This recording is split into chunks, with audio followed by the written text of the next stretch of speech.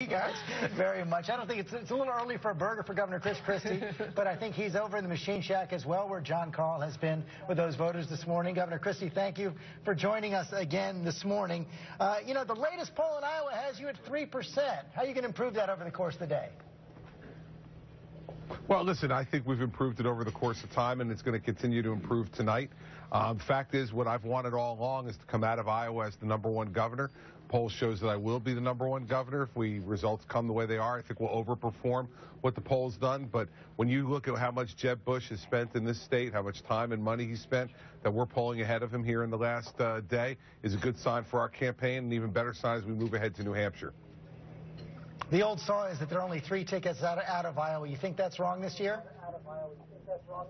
Of course it's wrong. There's never been this many candidates who got to the starting line. So, you know, if there's 3 tickets when there's 7 people, there's got to be more tickets when there's 12. So, yeah, I don't think that's it. I think Iowa and New Hampshire will be seen as kind of an exacta.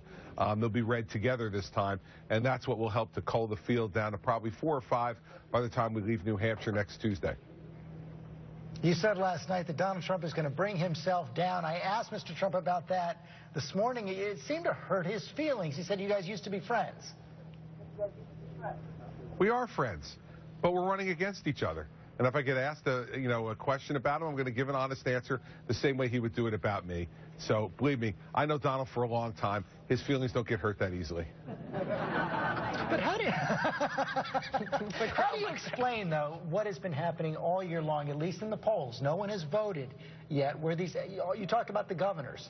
You had a lot of governors here in this Republican race, but it's the outsiders, Donald Trump and to some extent Ted Cruz, who seem to be outpacing you. Well, first off, George, I'm a little offended by calling Ted Cruz an outsider. He went to Princeton, Harvard. He clerked at the United States Supreme Court, worked for the federal government, and then had a government job in Texas. Hardly seems to me to be an outsider. So let's stop with calling Ted Cruz an outsider. And as for Donald Trump, like you just said, no one's voted yet. So let's see what happens when people actually vote. I'm going to be fascinated to see what happens tonight, as I'm sure you are. And anybody who's been in this business for any period of time will be fascinated to see what happens. So let's wait and not draw conclusions based off polling. I remember back in 2004, everybody was getting ready to crown Howard Dean the next president of the United States, and I don't think that ever happened either.